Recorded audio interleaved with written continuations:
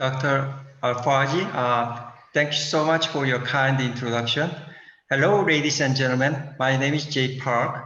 I would like to express my sincere gratitude to Iraqi Orthodontic Society and organizing committee for this kind invitation. I am from Arizona School of Dentistry and Oral Health. I also would like to thank you all for joining the virtual lecture today.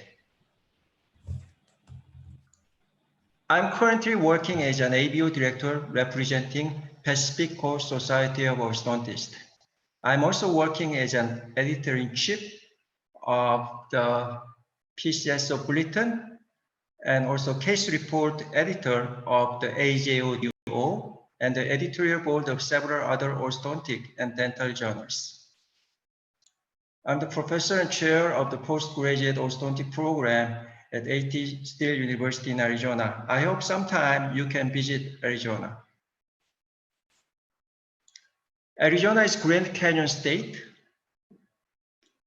We have a lot of golf courses. After COVID-19, we are hoping the Diamondbacks, our baseball team, will do better this year. 2023 Super Bowl will be held in Arizona. My last year lecture at the AAO meeting. After my lecture, I had an interview with German orthodontic newspaper. Last February, we had a panel discussion at the AAO Winter Conference about the anterior open bite. Today, my topic will be etiology and treatment modalities of anterior open bite and relapse, focused on the vertical control with miniscrews.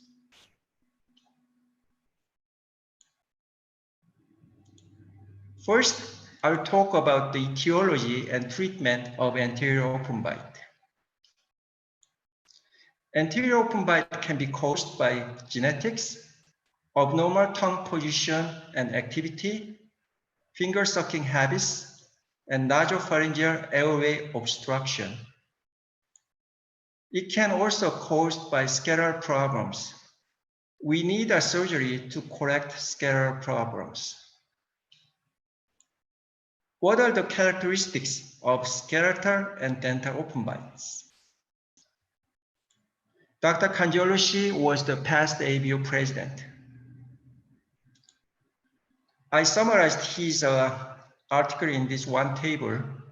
Skeletal anterior open bite shows increased anterior facial height, increased lower anterior facial height, high mandibular plane angle, obtuse gonial angle, counterclockwise rotation of palatal plane, and extrusion of the anterior teeth. Thus, abnormal tongue activity or rest tongue position cause anterior open bite. Certainly reported that tongue thrust is related with anterior open bite. And Dr. Prof mentioned that resting tongue position is the main cause of anterior open bite. I wrote in memoriam for Professor Profit in JWFO. He is a giant in our specialty. Abnormal resting tongue position interferes with incisor eruption and maintains an anterior open bite by pressing tongue between the incisors many hours per day. If we swallow 1,200 times per day, tongue pressure is applied only 1 second during swallowing, and tongue thrusting time will be about 20 minutes per day, which will not affect tooth position. We summarized Flavius' article in this table. Resting tongue position can be classified normal, high, horizontal, low, and very low. If the tongue position at rest is high or horizontal, we might consider blocking tongue position using a tongue clip. If a tongue position is very low or low, we might consider orienting tongue position using lingual spars. We have to classify anterior open bite. Anterior open bite patients can be divided into a V form and Y form according to the occlusal contact on premolars. Y form shows dental adaptation to increase occlusal contact. Patients with open bite show greater dental alveolar height of the upper teeth, suggesting over-eruption of molars. If patients declines anterior box elastics or miniscrews, this article will be useful. 2 to 3 millimeter composite build-ups on the lingual cusps of the superior upper molars and no elastics were used. Upper molar intrusion and counterclockwise rotation of mandible corrected anterior open bite after 17 months of treatment. My TED book was published in April. Let's take a look at Emir's chapter. He is now new ABO director representing NISO. After expansion, power chains were engaged from palatal tabs to the buccal handle of RTE to correct anterior open bite. In open bite cases, if there are no finger sucking habits, check resting tongue position and tongue thrusting habit, and then check for the airway. As you know, adenoids are also termed pharyngeal tonsils. Tonsillar size can be graded from 0 to 4. If it is grade 4, you can see kissing tonsils. Mouth-breathing children have severe hypertrophy of palatine tonsils. For every point increase in tonsillar size, the odd ratio of having OSA increased by more than 2-fold in children.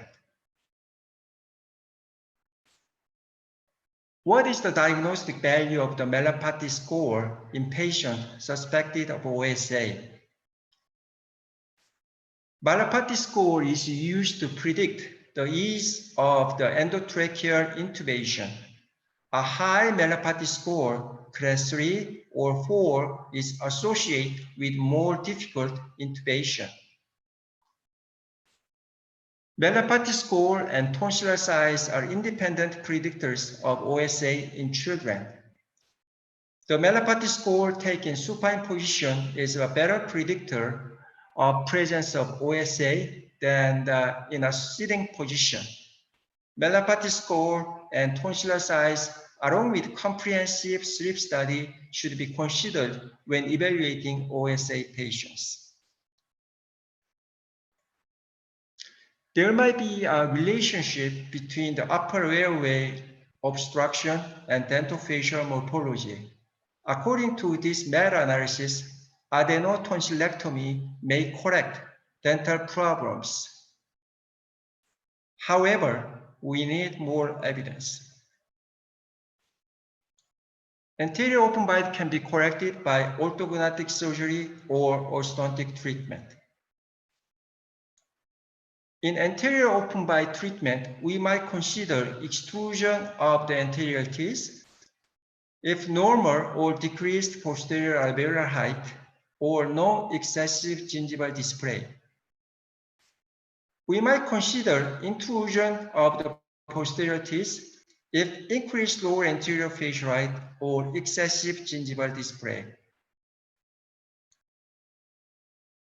We published this article in the AJODO. The title was Common Errors Observed in ABO Clinical Examination.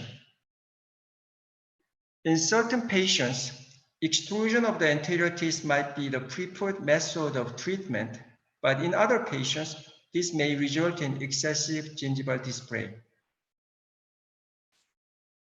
I don't know what this is, it should be gone. But anyway, in my new book, let's take a look at Torus chapter. Without tests, Typical change in anterior open bite treatment are approximately 2 millimeter extrusion of the incisors. Also, due to extrusion of the molars, approximately 3 degrees of increase in mandibular plane angle and 3 millimeter increase in anterior facial height are observed. On the other hand, with the use of the TAS, molars are intruded approximately 2 and 1 millimeter, resulting in about 3 degrees counterclockwise rotation of mandible. In this article, Toru and his colleagues also mentioned during retention in the TAD group, extrusion of lower molars and less stability were observed. Both cases were treated with TAS. There's a significant tendency of the lower molars, even cases nicely treated with TAS. The left case, which has no TAD during retention phase, shows more relapse than the right side. Therefore, if TAS are used in the mandible, there might be kept for additional time during initial phase of retention to prevent relapse. Maybe I don't know what this is. I may remove this one. And can I remove it? Maybe. Okay, I will continue it. If it's not bothering you, can I continue? Okay. Not bothering us, but it's annunciations. You can go to the more from the side, these 3 dots, and just write and disable annunciations of participants. You can block them. I think it's a participant just moving his mouse. Okay, I see. Okay.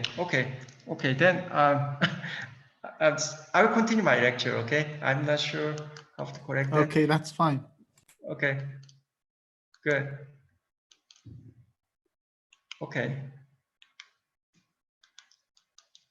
So here, okay. After that, I stopped here. Okay.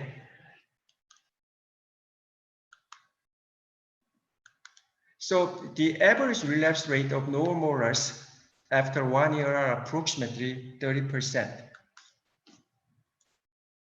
In my new book, let's review John's chapter. 014 stainless steel wire can be used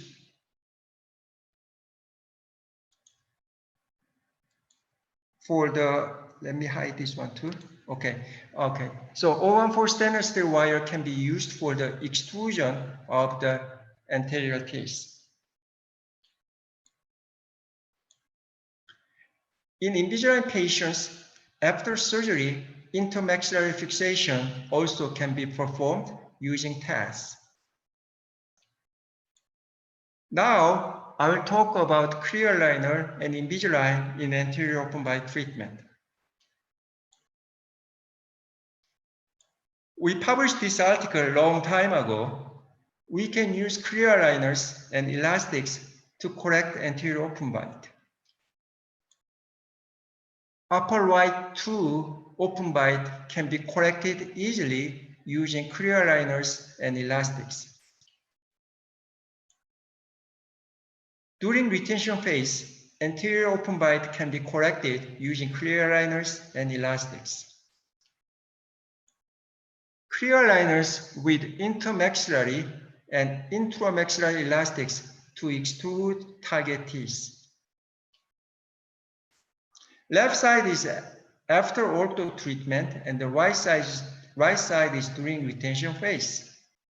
In this case, you might want to correct this anterior open bite using clear aligners.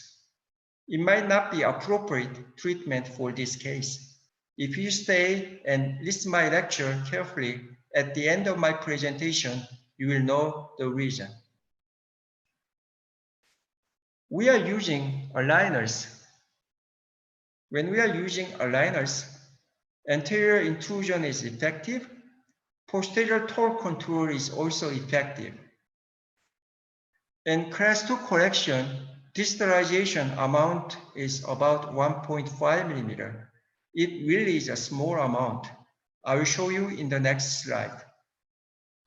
Rotation control is not effective in rounded teeth like premolars using aligners. Class 1 molar relationship. In end-on class 2 molar relationship, the mesiobuccal cusp of upper 6 moves forward 3.5 millimeter. In full class 2 molar relationship, the mesiobuccal cusp of upper 6 moves forward 7 millimeter.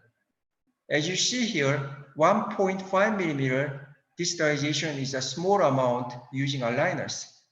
In order to correct class 2 efficiently using clear aligners, we need auxiliaries like TAS, like Miniscrews. The average time of the molar distalization to correct half to full class 2 molar relationship is about 8 months with non-compliance appliances. Invisalign improves deep bite by proclination of mandibular incisors, mild to moderate anterior open bite through incisor extrusion rather than intruding the posterior teeth. Aligner therapy is more efficient treatment and cure time in mild to moderate cases. We need more evidence to support effectiveness and stability of treatment with aligners versus conventional braces. There are not enough studies show effectiveness of the vibration devices in accelerating orthodontic tooth movement. Clear aligner treatment does not prevent root resorption, but may reduce the amount of root resorption. We should inform our patients that refinements are necessary with clear aligner treatment. I will show you a case treated with Invisalign. James was treated at our ortho department by one of my residents, Andrew and Dr. Brigham. Pre-treatment X-rays. You can see his anterior open bite here. James was scalar class 1 with hyperdivergent growth pattern. He also had proclined and protrusive upper incisors. Clean check for James. And you can also see the attachment there. After 12 months of treatment, because of his request for early finishing, occlusion on the sixes is not ideal. Post-treatment X-rays. Post-treatment lateral saprophometric analysis shows proclined upper incisors have been improved. After treatment, James shows slight posterior intrusion, but his anterior open bite was mostly corrected by extrusion of anterior teeth. Now I will show you clinical cases. Let's see the class 2 open bite case first.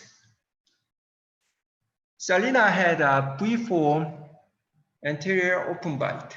She already had bimaxillary surgery with 4 premolar extractions and was treated for her TMD. She wanted to correct her anterior open bite without surgery. You can see gingival recession on the lower anterior teeth, different crown lengths on upper ones and black triangle, midline deviation, anterior open bite, and posterior cross bite. She had a narrow maxilla. We have to know the norms of the transpalatal width at the cervical region of first molars. In adult, it is about 37 millimeter, and for the mixed dentition, it is about 34 millimeter. Serena had also an anterior open bite. She had a class 2 scleral pattern with a steep mandibular plane angle. She also has retroclined upper and lower incisors. Her upper and lower lips were retrusive to the E-plane. Her upper and lower teeth were extruded compared with the norm. Selina did her surgery in Germany. We don't know what kind of surgery she performed. She also told us that the right side PSSO screws were removed due to discomfort. She also shows condylar resorption, especially on her left side. Her right mandibular condyle shows significant flattening with a bifid thin cortical bone. Her left condyle shows significant flattening also with a right side shows concavity and the left side shows bifid condylar head. Sorry. You can see her anterior open bite and posterior cross bite.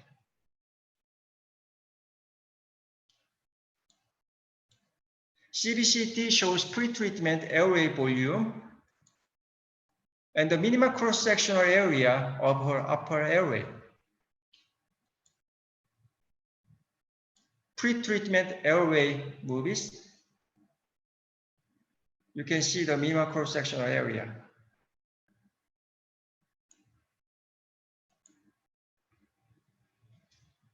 Selina was 28 years old. Compared with normal group, her airway volume and minimal cross-sectional area were within normal limit. This table shows correlation between the minimal cross-sectional area and OSA. Her minimal cross-sectional area was 181 square millimeter, and she had a low risk of OSA. Which muscle is a major contributor to scleral relapse after mandibular advancement surgery? Previous studies reported that the muscle and connective tissues of the suprahyoid muscles must adapt to increased lengths performed by mandibular advancement. Therefore, suprahyoid muscles have been related to the relapse after mandibular advancement surgery. These are suprahyoid muscles. I think you learned this from dental school.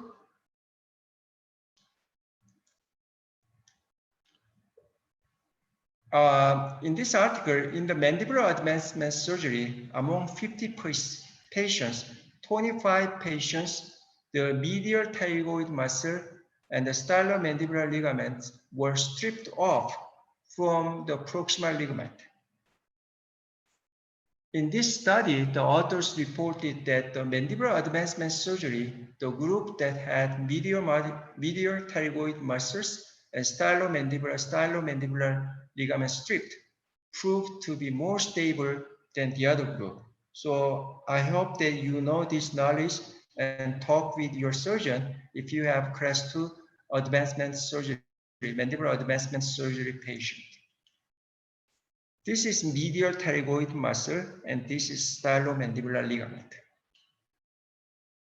In the BSSO surgery, if the traditional long split technique is used, medial pterygoid muscle can be attached to the distal segment, and it can cause more relapse. This technique is frequently used because of the increased bony contact.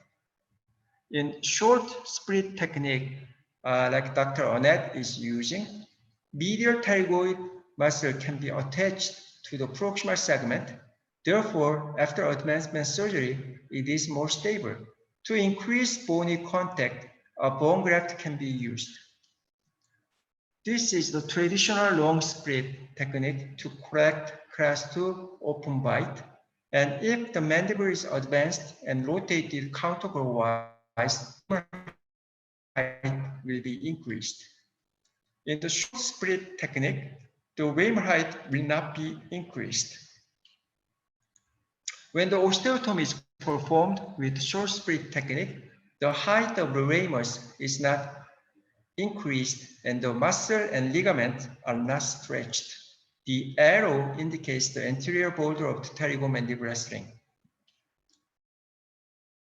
After mandibular advancement surgery, early relapse has been attributed to the surgical technique, whereas the late relapse has been related to the unbalanced forces such as poor occlusal stability. Important factors for relapse after mandibular advancement surgery are surgical complications, condylar resorption, high mandibular plane angle, or poor occlusal stability. This slide shows factors influencing relapse after BSSO for mandibular advancement. As you might know, advancement more than 7 mm will predispose patients to horizontal relapse. Let's talk with a vertical control correction with TAS. The implants used for the intrusion of the posterior teeth demonstrated a significantly lower success rate due to the type of bone, peri-implantitis, and poor occlusal stability. Newell and Ali contributed their chapter for my book. For example, if Miniscrew is placed in unattached gingiva for lower molar intrusion, that can induce soft tissue irritation and infection. Let's review Salina's case again. How would you treat this case?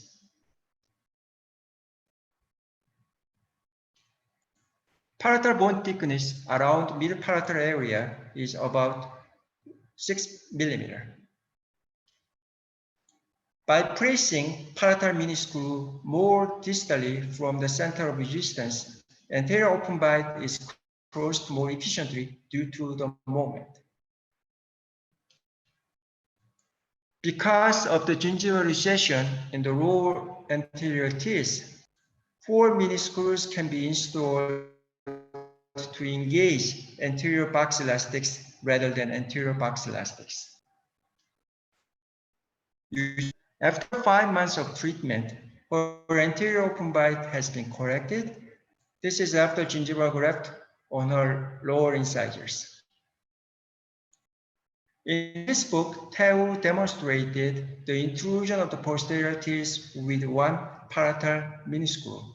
To intrude upper sixes, we can attach hooks distally and occlusally. To intrude upper sevens, we can attach hooks distally and apically. Disadvantages of the buccal miniscrews in open bite treatment are, if you want to put miniscrews between 6 and 7, intraradicular space between upper 6 and 7 is small. In open bite cases, as posterior teeth are being intruded, the screws become closer to the alveolar crest and periodontal ligament, and the stability of the test will be compromised. If during palatal miniscrew intrusion, expand TPA a little bit and expand main arch wire with a slight buccal crown torque. In his book chapter, Teo mentioned, the deep palatal board shows good indication, but shallow palatal board shows poor indication in anterior open bite correction with one palatal miniscrew.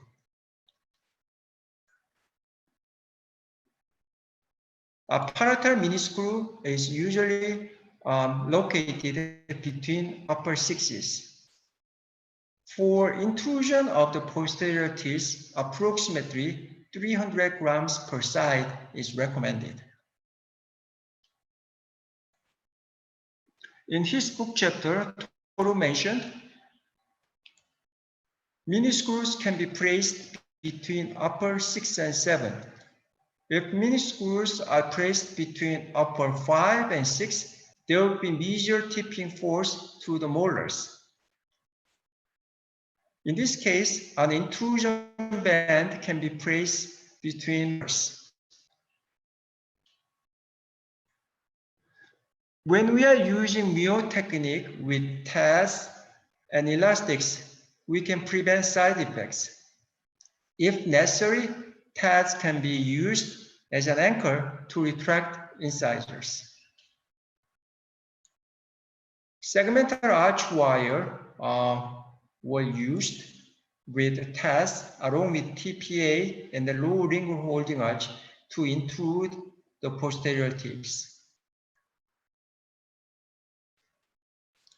Total treat time for this case was 1.5 years.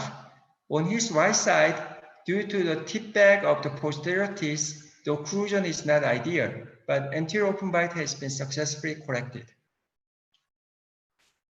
This article was published in the JCO. This patient shows scalar asymmetry.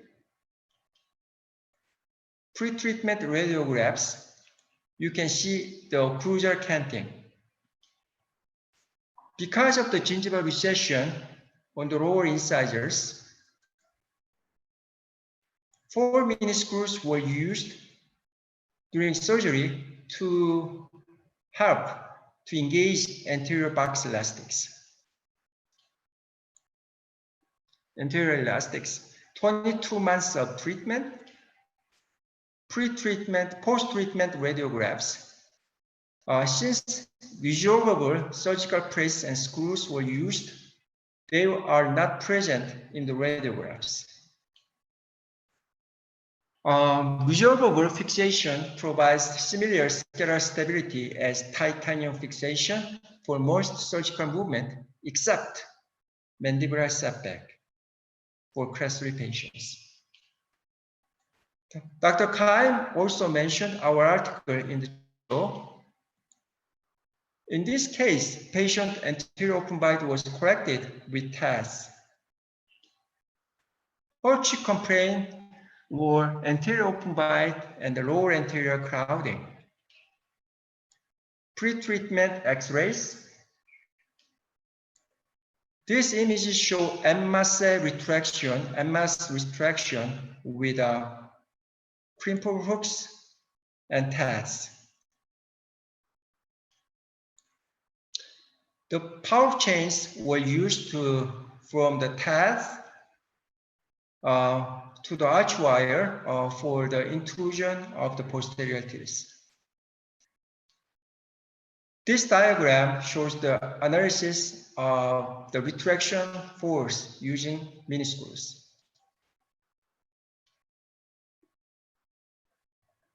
According to the position of the miniscrews and the length of the lever arms, during retraction, it can cause clockwise rotation and intrusion of incisors, bodily retraction of the incisors, or counterclockwise rotation and extrusion of the incisors.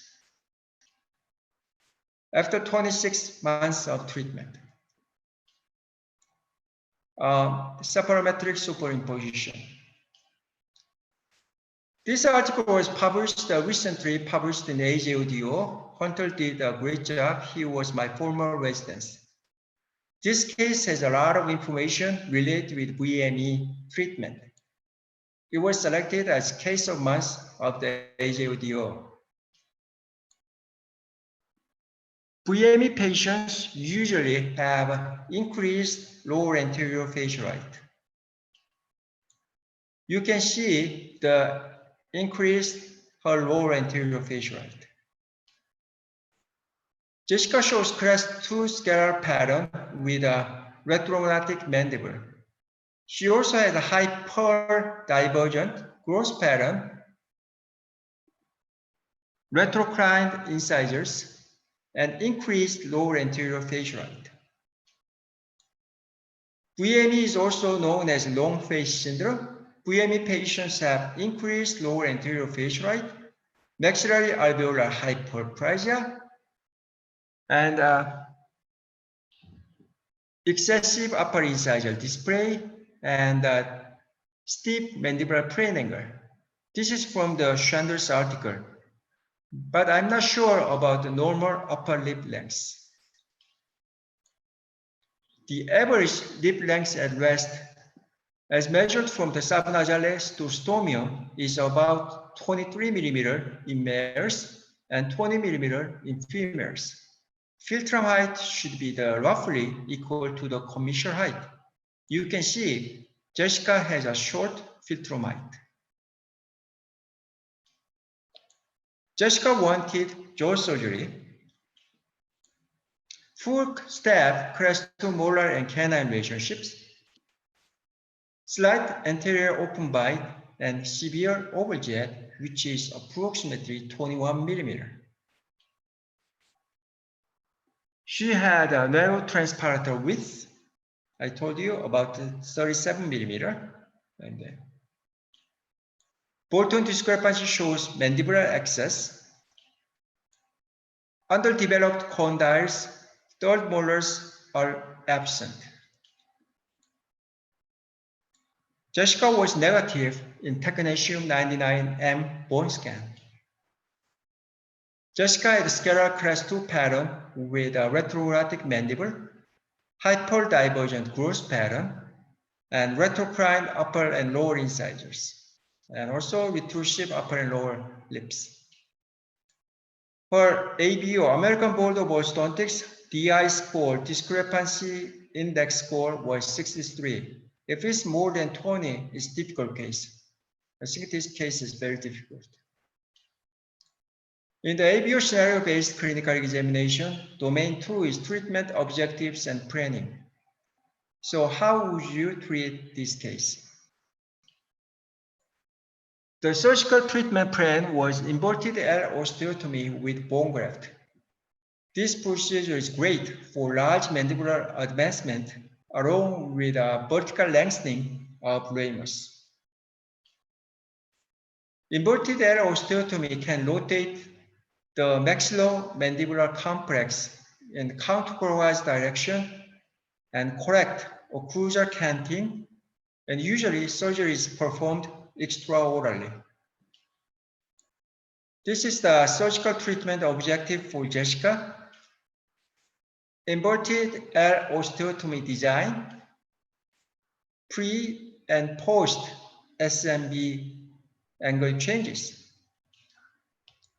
Inverted L osteotomy design and measurements.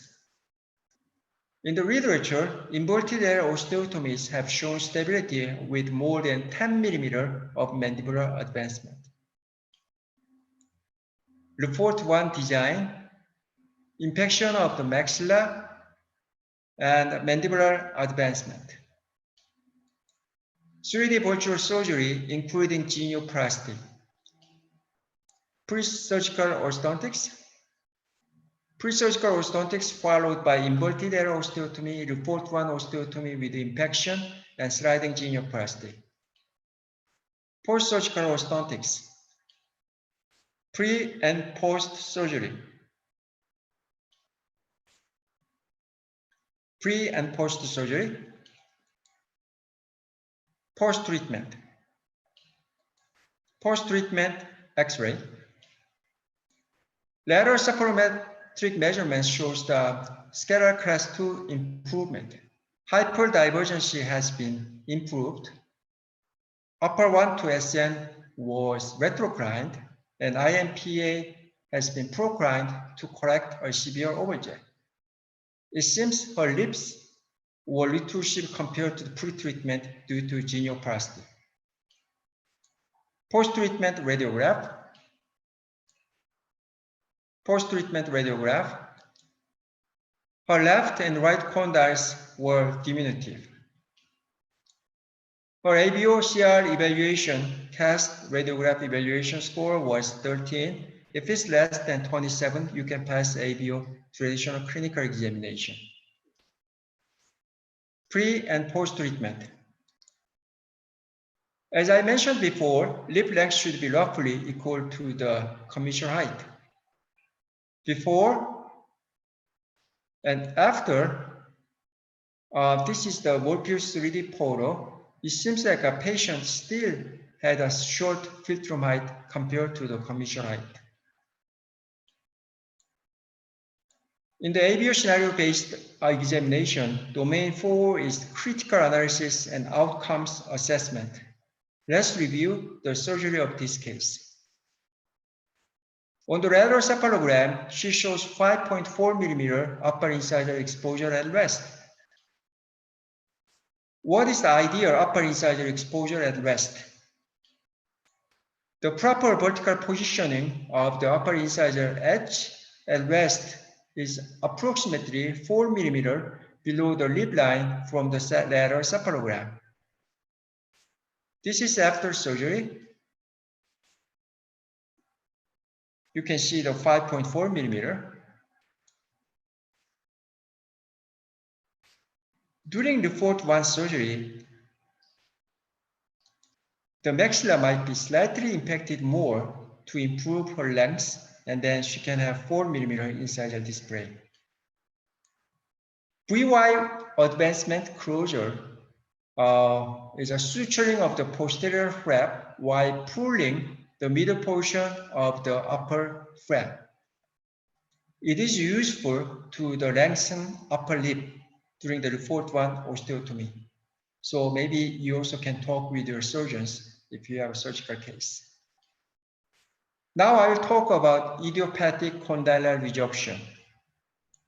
This article was published in AJODO. My former resident, Jeongju, did a great job. Our article was featured on the AJODO cover.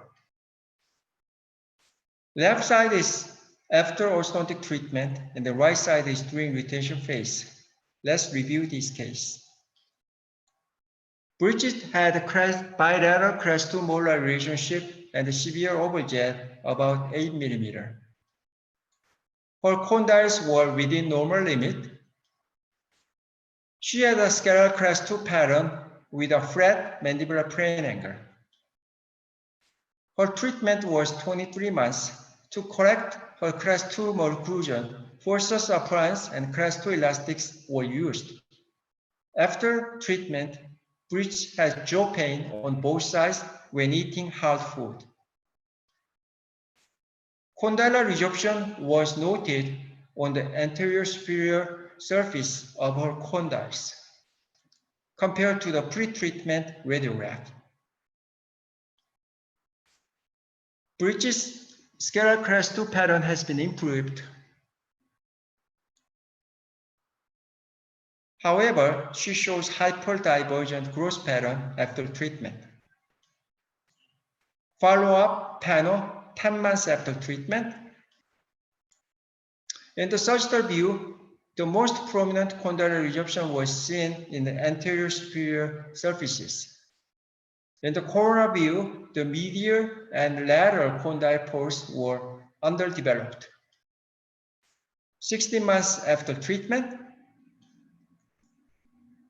compared with previous scan, the condylar has shows little changes. Bridget's anterior open bite has been aggravated. Pre-treatment 10 months, 15 months, and 23 months later. According to the systemic review, studies did not show the exact relationship between the fixed functional appliances and TM joint. The short-term treatment effect of the fixed functional appliances shows dental alveolar rather than scalar effects. The most common findings of the idiopathic condylar resorption are loss of the condylar volume, anterior open bite, steep mandibular plane angle, decreased ramer height, and crest to scalar relationship. According to David Hatcher, with idiopathic condylar resorption, stages vulnerable to the biomechanical forces are stage B and C.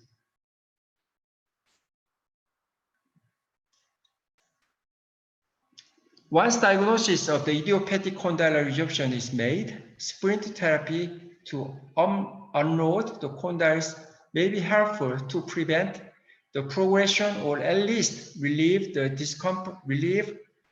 discomfort and the muscle hyperactivity. If condylar resorption has been stable for at least 1 year, if an intact cartilaginous cap over the resorbed condyle is confirmed, we can start treatment. This article was published in the AJODO March issue. My research colleagues in Korea, Danar and Gayoung, did a great job. Horchi complaints were lip protrusion and anterior open bite. Pre-treatment X-ray. From the CBCT, you can see the loss of the continuity of the cortical bone and thin condylar surfaces. She had a scalar class 2 pattern with steep mandibular plane angle. Her upper and lower incisors were proclined. Her ABO DI score was 74. If it's more than 20, it's a very difficult case. There was a CR-CO discrepancy at the joint level. In the PCSO bulletin, Strategy wrote about Dr. Ross.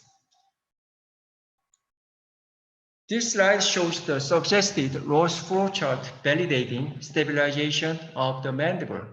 After validation of the mandible, the splint can be applied. If the pain is relieved with improved condylar function, stable condylar position, and constant occlusion, orthodontic treatment can be started. During splint therapy, in the presence of injury, there will be anterior displacement of articular discs and mandibular condyles and the thickening of the retrodiscal tissues. Stabilization splint offers a pseudodisc. This is pseudodisc on the posterior band of the disc, which helps the condyle sit in most upward and forward position in the articular fossa.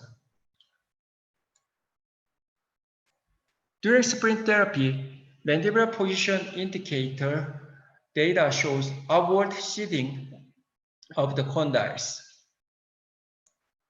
Post-stabilization panel.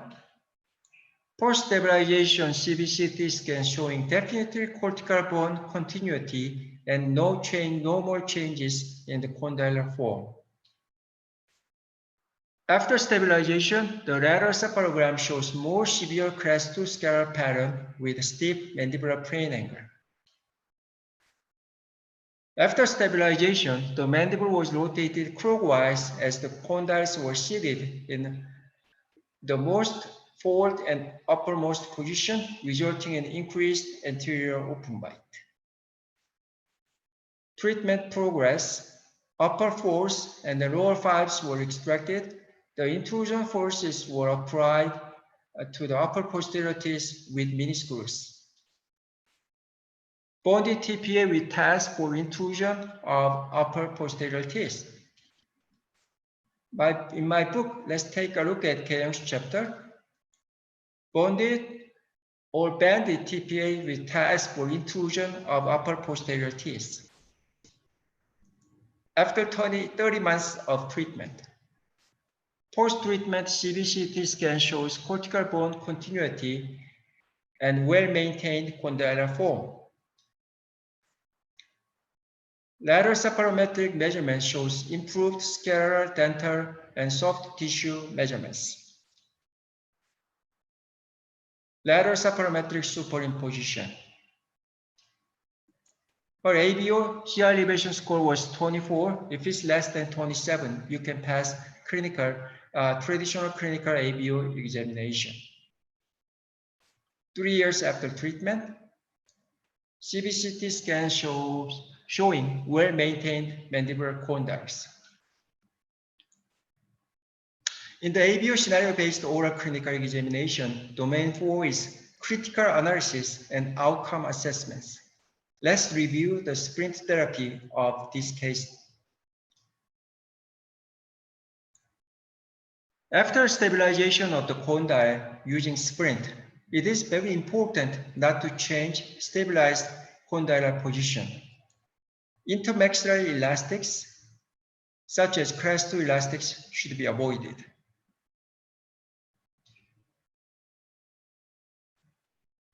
After stabilization of the condyle using a splint, we might have to consider anterior open bite correction with the intrusion of the maxillary posterior teeth. In anterior open bite patients, molar intrusion of teeth can induce reduction of the anterior open bite, counterclockwise rotation of mandible, and the reduction of the lower anterior facial height.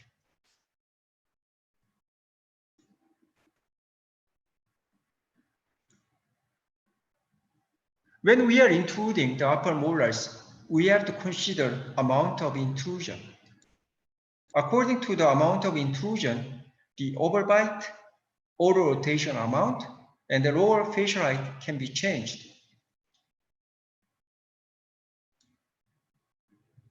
The stiffness of the maxillary occlusal plane is important for function and aesthetics. If it's too stiff, it can cause occlusal interference during mandibular movement. And if it's too flat, it can cause reverse smile arc. When we plan to move the teeth, first decide upper incisor position and rest approximately 4 mm below the lip line from the lateral cephalogram. Then decide upper molar position. This will determine the upper occlusal plane and oral rotation of mandible, which will affect overbite and chin prominence.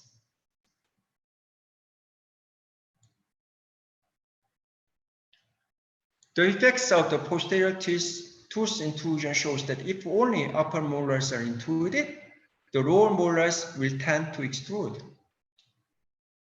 This article shows the extrusion of lower molars during upper molar intrusion with tests. The intrusion of the upper posterior tooth without acrylic plate will lead to the over-eruption of lower molars.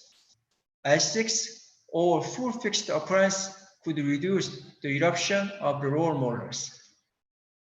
In my new book, let's take a look at Choro's chapter. Only after upper molar intrusion, there was no facial change because of the compensatory extrusion of the lower molars after intrusion of the upper molars. Therefore, as he mentioned, this is a failure case. You should know these norms.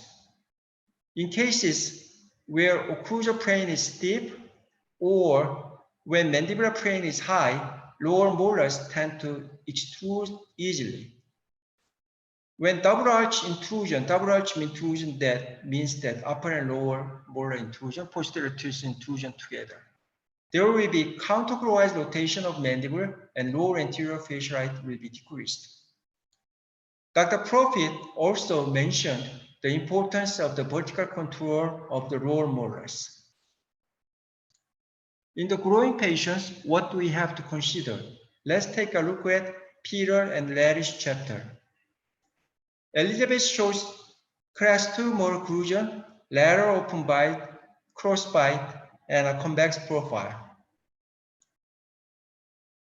Upper and lower tests were used to control vertical dimension. Lower right TAD failed during treatment. 28 months of treatment. Superimposition shows no vertical change of the upper molars and only slight extrusion of the lower molars, forward rotation of the mandibular growth, and improvement of her soft tissue profile. Inhibiting molar eruption using tests can improve the profile of class 2 patients by counterclockwise rotation of the mandible. What is the relapse rate after anterior open bite correction? Over 80% of the relapse of the intruded molars by tests occurs during the first year of retention. During retention phase, TAS, do not remove TAS after treatment, about 1 year. TAS and elastics can be used to prevent relapse. Previous study shows 30% of the relapse after 1 year Miniscrew intrusion. There is about 1 millimeter upper 6 relapse following TAD intrusion. After Lufort 1 osteotomy, 5-year relapse is about 20%. In this meta-analysis, Jeff reported that after 1 year, stability of anterior open bite treatment is more than 75%, either surgical or non-surgical group. On the AAO website, you can download the TAD informed consent form. Let's summarize today's lecture. Consider not only tongue thrusting habit, but also tongue posture when treating anterior open bite. If patients have increased lower anterior facial height with excessive gingival display, using TAS to intrude posterior teeth is a better treatment option than extruding the anterior teeth. Invisalign improves the anterior open bite by incisor extrusion rather than molar intrusion. Suprahyoid muscles have been related to the relapse after mandibular advancement surgery. Important relapse factors after mandibular advancement surgery are surgical complications, condylar resorption, steep mandibular plane angle, and poor occlusal stability. By placing palatal miniscrews more distally away from center of resistance, anterior open bite is closed more efficiently due to the moment. Intraoral arrow osteotomy, inverted arrow osteotomy have shown stability with more than 10 millimeter of advancement. The most common radiographic findings of idiopathic condylar resorption are loss of the condylar volume, anterior open bite, steep mandibular plane angle, decreased Weimar height, and class 2 scalar relationship.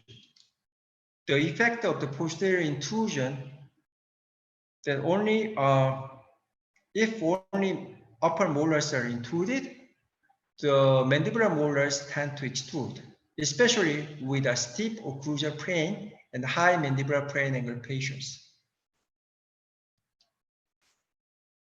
More than 80% of the relapse of the mandibular maxillary molars have been intruded using TAS support during the first year of retention. So please do not remove the miniscrew after your treatment is done. It can be used for elastics with retainers.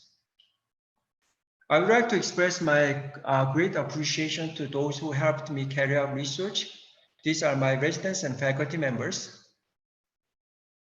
This is my contact information, jpark@atsu.edu. My new book, TADS in Clinical Orthodontics, was published recently. The foreword was written by Dr. Behrens, who is AJODO editor. And if you go to AJODO this month, the book review is there. In 2021, the CADEBO annual meeting will be in Savannah, Georgia in March. In the meeting, I will present a full morning 4-hour lecture about anterior open bite correction. Bob Vogt will be the 2021 CADEBO president. These are the speakers for 2021 CADEBO annual meeting. Dear colleagues and friends, thank you so much for joining the virtual lecture today. I'm honored to have shared this hour with you. Please take good care of yourself and your families. I look forward to seeing you soon again. Thank you.